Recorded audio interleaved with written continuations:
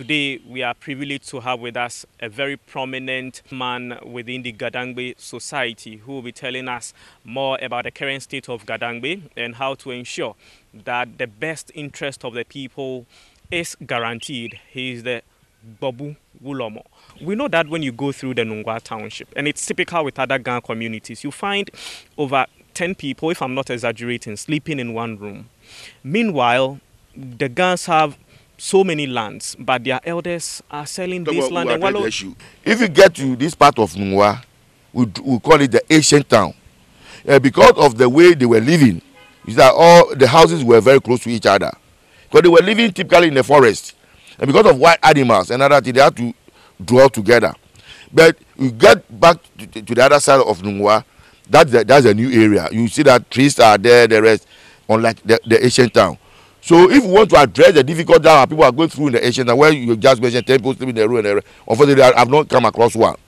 Nungua here, how do you find even 2 people sleeping in the room? Then how can you bring forth? How can you sleep with a woman and get a child? No, but in the other jurisdictions, yes, that problem exists. So I would say because Nungua is not experiencing that thing, I should close my eyes and that doesn't happen in the other jurisdictions. It does, and that's why I would say that anything I would do, we do it in consonant, in partnership with other tribes within the region, within the Ghana region. We are not going solo. We will bring everybody on board. If we have 1 million Ghana cedis, we'll share. But how about giving them lands to go and settle on? Are you selling the lands? Oh, land there, definitely the people will sell. But as to where the proceeds go, what do you do with the proceeds? That's the most important thing. Because as a traditionalist, because we are not paying whoever is a traditional office holder. They are being taken care of by the property that you will. So the question that we need to ask ourselves is, when you sell a land, where do the proceeds go? So where are your proceeds going? That's what you are saying. We are developing. You can see practical development here. Like I told Fixing your temple. Like I said, 2-3 years ago, you didn't be sitting here. But today we are sitting here. So the proceeds being used to fix the temple. The proceeds being used to fix your temples. How about your people? They feeling the proceeds directly in their pockets. Have you seen them on the in street? Their lives. Have you seen our people on the street? No, you tell me. No, you have to tell me what the proceeds, how the proceeds are benefiting your people. Yeah, unfortunately, I want to be very blunt and I want to be very honest. Unfortunately, we are not using the proceeds that we are deriving from land sales. We are not using it the way it should be used. We are individually, we have enriched ourselves at the expense of the people. And that is not correct. So if our self-defense is not correct, how do we address it? So the question for the press to be so inquisitive, to be so curious. So that's why I gave you 2 years down the line, come and find out what has happened to the people. The people would have. When you come 2 years time, don't come to me directly. Okay. Do your random sampling. After doing your random sampling, arrive at a conclusion and come and address the conclusion with me. If it is negative, I'll accept it. If it's positive, fine. Okay. That's the level of progression. That's the measure. That's how we can measure progression. Okay. But if you come to me directly, I talk sweet words to you. Who else do you go to find out from? But next 2 years time or next year, go to the people, do your random sampling. Ask them of their perception. Ask them how they feel. The way you come to me and I tell you a lie, you say, no, this is what the people are saying. These are the right feelings of the people, naturally. Okay. That's the way we measure development. Would you also consider giving lands to your people to settle on? So if it becomes necessary, why not? If it becomes necessary, why not? It is necessary. If it becomes necessary for them to use that land for their own personal gains, why not? Building houses to stay in. Yes, why not? The land is for them. Okay. The land is not for me. I'm only a custodian. The land is for the people. And I said that our people are not so proactive. If our people were to be proactive, they will be questioning us as the leaders as their leaders. Okay. But we are not proactive. Our people are not. I'm challenging them to be very proactive. They should come and find out where is our money. How are you using our money? If I'm using the money, distribute this person or distribute me. Don't be here because you are managing the resources on their behalf. It's not a property. We need to be very accountable. If we are calling on central government to be accountable, we ourselves should be accountable. What's your vision for the people? I seldom talk about my vision. Or development plans. What are your development plans? At the end of the day, you need to bring the people to a certain level. You need to allow the people to appreciate where they are. Before they can appreciate where they are, they have to know where they came from. So I want to take the people from a certain state that we find ourselves to a certain level. Until we get to that level, I cannot talk of a vision. The vision must be practicalized. Vision on paper, as politicians do, no. That will guide whatever you do. They have for it. Your people. Yeah, but we are on the first phase. The first phase is to reactivate all the temples, because that's where the power lies. That tells me, that gives me my identity. We are in the temple of Tetu now. We are talking about it. Without this thing, I don't have any identity. Without the Gborbu temple, I don't have any identity. So I should be able to reactivate all the temples. After reactivating all the temples, then I can, in addition to reactivating the temples, we are looking at other areas, education, where we want to partner the Presbyterian Church to put out certain edifices for our children in school. We want to look at the health needs of our people. To me, that is very paramount. The health and education are quite paramount. By education, how? Because we know there are a number of people, grandchildren who are not going to school. You take the list of graduating students and you see just a few grandchildren, and in particular a few Nungua children. That's the challenge that we want to address. That's the difficulty we want to address. Yeah, we want to address because, one, it's a problem for us as we sit here that your child leaves their home to school. Do we as parents bother to go and find out whether my child who left home to school is truly in the classroom? Do we even find out or check on teachers whether they are well motivated not to give their best? Where do the teachers even sleep? You understand? If we lack some of these bits, then we should know that we are not encouraging our children enough to be up to that level that we want them to be. The contention is that we lag behind educationally, and we have to address the issue that confronts the Ghana a child. So those that we have in school, how do we take care of them? We can only take care of them by evolving certain policies, joining hands with other people and other likely-minded people who think that, look, this is the way to go. You are the Gborbu, and so what? Who are your advisors? You need to have an advisory council. If it is education, where are they? If it is legal, where are they? If it is, where are they? They have to buy into your vision before they can be part and parcel of your administration. So these are things you intend to do, and not that you've already thought about them and planned. We are there. Out. We are. That's why, because we cannot meet the presidential leadership without any program in hand. Okay. We are there with a program. We want them, after addressing the issue, for them to buy into our program. So in 5 years' time, when I meet you again, I want you to come. You would in have 3 years' time. What would you 5 have years done? is too far. What would you have done in 3 years? Come before 2020. We are going into another election. Okay. 2 years down the line. So come and find out what has happened to you. Are you indeed the overlord of the Gadangbe state?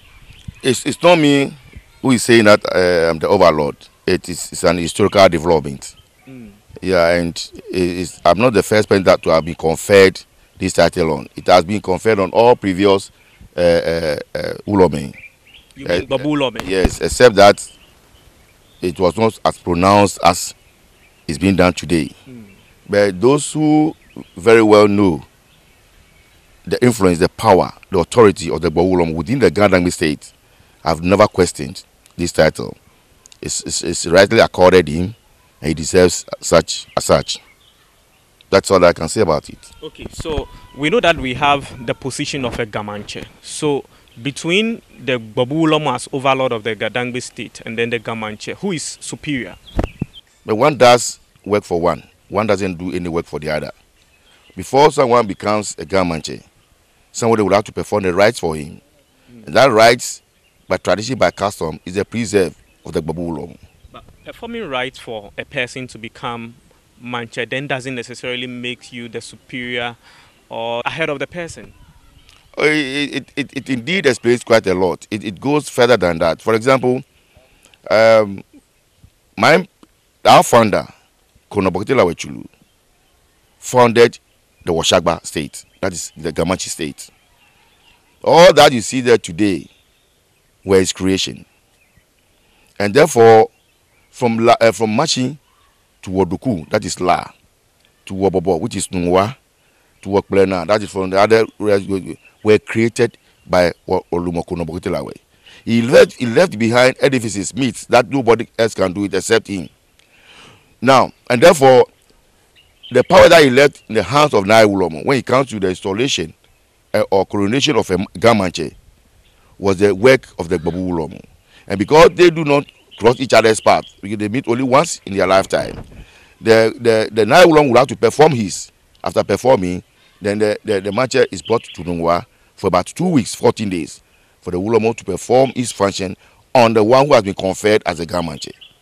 Now, it therefore means by tradition that the Gamanche is accountable to the Ulomo. Anytime that he is called, he has to answer.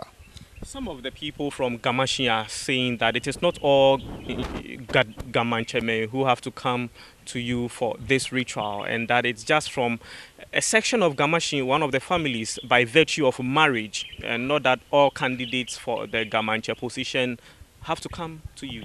That is not true. It's quite unfortunate for us that we've been able to lock up our history.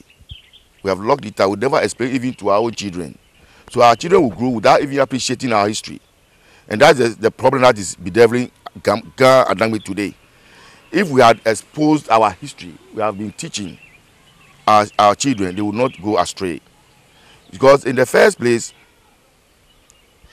what makes one, you are talking about a certain lineage where one came to marry. But Niamugi did not originate from that family. And he did not come here. He came, but that could not be performed. Okay. But when he died, that would have to be performed before he could be buried. And who else would have to do that? The Bawulomo would have to send some people to go and do that, because it doesn't cross the equation. That was performed before Amugi was buried. Recently, when Agbofun died, and there was that tussle that they would not allow Agbofun to be buried as a Gbese Manche, there was an intervention from Gbese to the Bawulomo, my predecessor, that he should intervene to allow Agbofu to be buried as a Manche. And he gave his word, and that ended the court processes. And Agbofu was buried. That's the authority that he wills. Okay, so it's not fair to suggest that people do not appreciate the history by way of every Gamanche to be brought to the temple here for ritual to be performed, because they don't appreciate, they don't know, they are not told. All those that appear before the committee have been told that they have appreciated. They even tell you that they know that if a Gamanche is elected, it's not brought to Nungua, he can never call himself a Gamanche. So that has been established and is firmly rooted. So if Babu Ulomo is the overlord, how come in the times of New Kankwe dams, before the Europeans sought to create their castles along the coast, they sought permission from someone like New Kankwe and not the then leader, the then Babu Ulomo at the time? Oh, then just go back and find out what year are you talking of? Because Okakwe and the rather you are talking of, the Ga state had already been established before they came. That was here in the 13th century. He left and he bequeathed that authority to Lakote Aduawushi. When Lakote had descendants who should have then taken over that authority. I told you of how Lawe left Washagba in the hands of, because all the state that he created, he left it in the hands of people. What he only left to himself were the deities for him to control. So you ask us, what year did Okakwe, what century did Okakwe come? We need to ask ourselves, and what year did Lakote Aduawushi also came? But what during the reign of Okankwe dams, they are described to have controlled the whole of Accra. So yes, where were your people? No, the controlling of Accra means a lot. It's relative. It's open for discussion. But the issue that I want to emphasize is that Ga Mashi, as you mentioned today, was not called Mashi. The original name of Mashi was Washagba. And who gave the name Washagba? It's Bokete Lawe. He established that enclave, in addition to 6 other enclaves he established. You know, so they know that Okankwe came at a time. Okankwe, who was his mother? I want you to help me. Who was Okankwe's mother? So I don't want us to go so much, because it has a whole lot that we ourselves are going to be taught. We don't even go, because most of the history has been very oral. Okay. Very oral. But then those who know that this and that and that and that will tell you that yes, this should be so. So in summary, the Babu Ulomo is superior than the Gamanche. It's superior to the Gamanche. It's superior to the Gamanche. Okay. You are described as an NDC man. You are. I am. You are an NDC man. Yes. What is wrong? It may bias in your how you relate to your people, because if I'm an NPP man, you are an NDC man. How do you manage the? So I'm giving you a challenge. Go back to the people and find out how we live together. This may also affect how you relate to the political leaders, not necessarily your people, but they may see you in a different light, and maybe NPP people may react to you differently, thinking that you are against them. NPP from the top down, because by intelligence they know who I am. Okay. And I don't want to sound so sycophant that because I'm in this position, I must behave in a certain way to cut certain kind of this thing from central government. No. And if I'm here, I must know that I'm here in the name of certain people, okay, called Nungua, who have divergent political positions. So how do I endanger their lives? You understand? And that calls for that neutrality, that neutral role. That neutral role must be seen in your practical works, not what you say. Otherwise, I will sound so rhetorical. But what you do practically with the people is what is most important. Okay. So it's not to sound. What is political? What is it? If nothing has come, like we are sitting here, how can you turn this into be a political? It doesn't. But if the people are happy, will you be able to discern this and NPP, this and NDC man? Will you? So that's the way it goes. You are in a people people who have the right. People who have the right of association, who have the right of assembly, who have the right to do this, to do that. How do you mingle? How do you penetrate? How do you move through them?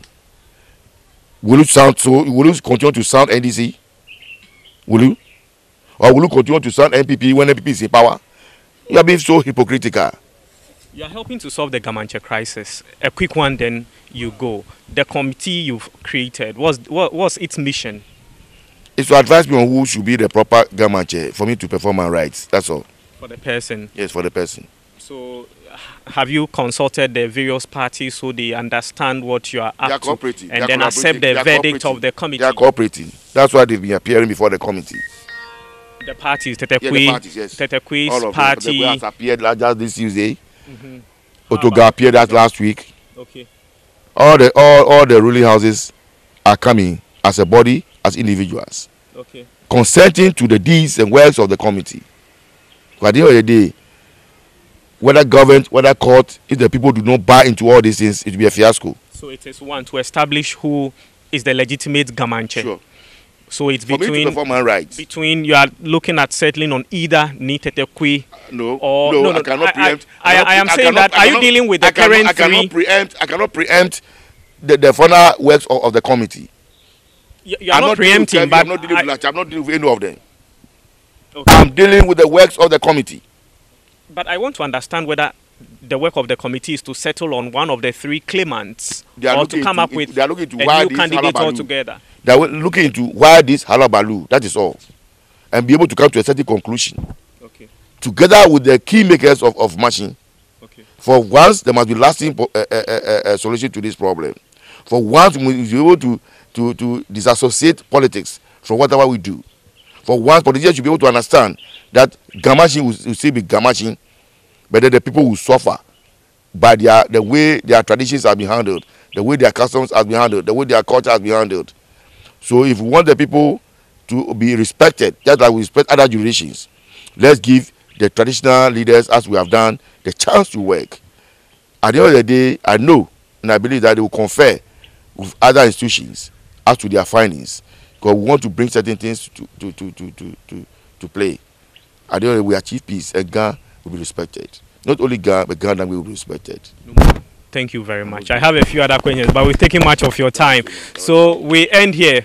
We've heard from Numo Bokete Lawe True, who is the Gborbu Wulomo. We want to thank him so much for granting us this audience. My name is Gabriel Niobudai Togbo Ashon. In due time, you'll hear from us again, saying bye-bye for now.